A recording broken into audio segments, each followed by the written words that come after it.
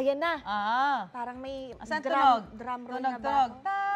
Tanan, tan, tan, tanan. Grabe, Mami Sue! Alam mo, kanina tumunog na yan pero alam mo, tunog pa lang na-excite na talaga. Ayan na, graduation na, Mami Sue! Aba, syempre excited na ang lahat, lalo na syempre ang mga proud magulang na finally graduate na rin sa pag-aaral ng kanilang mga anak. Kaya naman dito sa Unang Hirit, isang espesyal na araw ng pagkilala ang ating gagawin para kina mama at papa, nanay at tatay. Tama, busy-busy na nga sina Jensen at si partner Kaloy para dyan. Hi guys, simulan na ang marcha!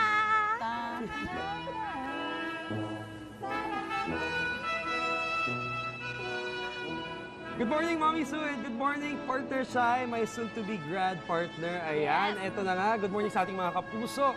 Eto nga, the month of May is graduation day at marami na nga nagtapos ng mga kapuso natin at magtatapos pa lang. Kaya kami ni Jenzel, nandito ngayon kami sa Quezon City para pagtapusin hindi ang mga estudyante. Sino nga ba, Jenzel? Oo, syempre dahil ito ang araw ng pagkilala sa mga magulang o pamilya na naman nagtaguyod at nagsakripisyo para naman makapag-graduate ang kanilang mga anak o mahal sa buhay. That's right. Kaya simulan na natin agad ang pagkilala sa kanila. Yes, okay. Let's call the first parent.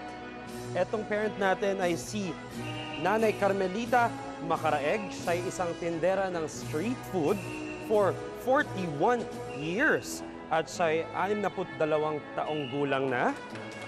At nakapagtapos siya ng 2 teacher at isang IT graduate. Yung kanyang mga anak, ayan, si Nanay Carmelita Macaraeg. Ang ating mga parent, they will receive a 2,000 cash, a salon treatment, and also a diploma. Siyempre, meron din silang cake from Unang Hirit. Ang ating second parent, walang iba kundi si Nanay Melanie Valdez. Siya ay isang housewife at may napag-graduate siyang grade 6 student, Olsen Dave Valdez, yung kanyang bunsong anak. At ang asawa naman po ni Nanay Melanie ay isang construction worker. Ayan, congratulations sa iyo, Nanay Melanie. Kami po ay hanga sa inyong sipag at sakripisyo. Alright, eto naman. Dito naman tayo sa major prize na talagang mamaya bibigyan natin ng oras at ng moment. Eto ang ating parent na to. Mga kapuso, itutuloy natin ang pagbibigay ng pagkilala sa kanila. Yes, dito lang yan sa inyong pambansang morning show kung saan laging una ka. Unang Hirit! Balita ko, ngayong taong ka nag-graduate, di ba? Opo. Wow, congratulations in advance. Bahala na si attorney sa regalo para sa Ay, iyo. thank you, attorney! sa August ako graduate. Congratulations sa batch 2024. Siyempre, congratulations lalo na sa mga magulang na graduate na rin sa pagpapaaral. Tama, nako, saludo po kami lahat sa mga magulang na nagsumika para makakuha ng diploma ang kanilang mga anak. Maraming salamat po at this morning isang espesyal na araw ng pagkilala ang handog natin sa kanila. Jensen at Kaloy, ituloy na ang pagbibigay ng diploma. Sila ang gagraduate ngayon, Oo yung mga nga. magulang na nagpatapos. Mapapahinga na rin sila.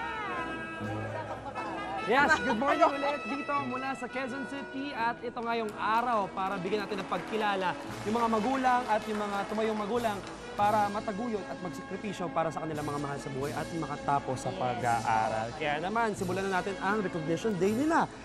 Mula sa unang major prize natin, ito ay para sa kay Tatay Elmer Malianao, ang delivery biker na nagdikit ng graduation picture ng kanyang anak sa likod ng delivery bag niya.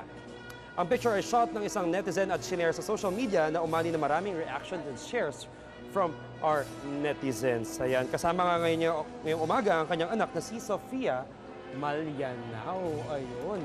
Si tatay makakatanggap ng cake, syempre, from Unang Hirit. Congratulations. Diploma. Tatay.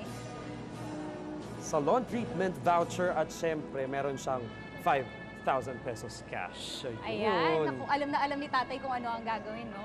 Tay, tanong ko lang po, ano po bang pakiramdam na nakapag-graduate na po kayo at balita ko yung isang anak nyo, gagraduate na din ngayon? Masaya, sobrang saya, mahirap ipaliwanag, basta sobrang kasiyahan. Opo.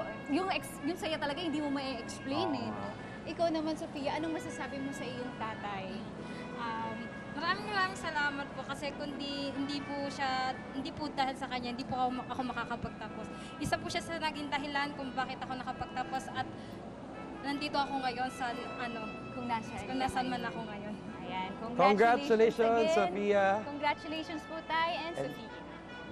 Alright, ayan po si Tatay Elmer at si Sofia. Para sa pangalawa nating major prize, nandito si Nanay Jopay Suson na habang nagtitinda ng isda ay napasigaw dahil nakita niya ang kanyang anak na si Mary Joy Suson ay gagraduate ng magna cum laude sa kursong Bachelor of Secondary Education major in Filipino. Ayan niya, kasama nga niya ngayon si Mary Joy ngayong umaga. Kamustahin natin sila, po. Nanay. Ayan, Nay, kamusta naman po yung pakiramdam? Na-overjoyed ka talaga nung nalaman mo na cum laude si Napakasarap po na pakiramdam ko dahil doon sa narinig ko, napaiyak po ako. Napamura sa sobrang tuwa. Sobrang saya po talaga. Opo. No? At kayo naman, ano pong masasabi Joy, niyo, Mary yes. Joy, kay Nanay? Sa aking ina, Mama Jopay, maraming salamat sa lahat ng iyong ginawang sakripisyo para sa amin at ang tunay na ang iyong pagmamahal ay walang humpay. I love you, Mama. I love you. Oh, that's such a sweet moment. Ayan, Maraming salamat sa iyo, Mary Joy, and congratulations sa inyo pong dalawa. Nanay Jopay. Alright, before tayo magtuloy, syempre yung mga magulang natin na we had the recognition for them today, pwede sila magkaroon ng souvenir doon sa ating photo booth provided down the stage dyan sa gilid, right side of the stage. Ayan, magtuloy na tayo ngayon sa ating pangatlong major prize. Last but not the least ay si Tatay Reynaldo Benitez na nagsasorry sa kanyang anak na si Angela dahil ba kahit gusto niya i-surprise o bigyan ng regalo ang kanyang anak, dahil gumraduate ito ay hindi niya magawa dahil wala siyang pera nung gumraduate. So umabot niya ito ng 4.2 million views ang video ni Tatay dahil naantig ang mga netizens sa kanya. Kasama niya ngayon si Angela Benitez. That's right, no? Congratulations po. Si Tatay Reynaldo and si Angela. Alright. Tay, kamusta naman po yung pakiramdam na dati wala po tayong budget pang paggastos, pero ngayon nakapag-graduate na po tayo. Naging maganda, naging magang Ay, sorry po tayo. pakiramdam ng isang magulang na nakagraduate yung anak. Nasa sariling sikap niya rin na tinulungan kami. Parehas naman po kayo. May Kaya- sikap talaga. Proud na proud ako sa kanya. And si Angela, ano mong mensahe mo sa tatay Hindi mo? ko po talaga alam kung ano yung masasabi ko. Pero nagpapasalamat po ako sa tatay ko kasi siya po yung nagtaguyod talaga sa amin. Sila po dalawa ng mama ko. Gaya po ng hindi nyo pag-iwan sa amin nung bata pa lang kami, hindi rin namin kayo iiwan hanggang sa tumanda pa kayo. Yun lang po. Thank you po. Alright, maraming salamat sa iyo, Angela, and tatay, congratulations po sa inyong dalawa. po. Ayan, sa mga sipag at tiyaga ng ating mga magulang, and nakatanggap po sila ng 5,000 pesos cash from Unang Hirit, kanilang salon treatment, yes, and kanilang diploma at cake. Ayan, muli, sa ating mga magulang at sa kanilang mga anak, pwede silang dumaan sa photo booth for their photo souvenir dito sa ating recognition day. At maliban dyan, Meron tayong pa-cake mula sa The Pink. butter, ayan, of course, and also, part ng celebration ay kainan. So meron din tayong catering and event services Yes. provided, of course, by Laia Gourmet. Ayan, maraming salamat po. From Unang Hirit, ituloy po natin ang recognition. Meron pa tayong mga kasama ngayon. Si Tatay Lordson Escalante, isa po siyang fish vendor. At may 4 po siyang anak at napag-graduate niya yung kanyang panganay na grade 11. Makakatanggap ka pa rin siyempre, tatay, sa atin ng diploma, salon treatment, at siyempre cash prize na 2,000 from Unang Hirit. Uy, siyempre may cake pa rin from the Pink Butter. Ayan, tutuloy-tuloy lang natin ang recognition ng ating mga magulang na nagsakripisyo para sa kanilang mga mahal sa buhay. Dito lang sa inyong pambansang morning show kung saan laging Unang Hirit! Ayan, tawagin natin si Nanay Maria Cristina Balakit. Isa po siyang housewife at ang kanyang asawa na si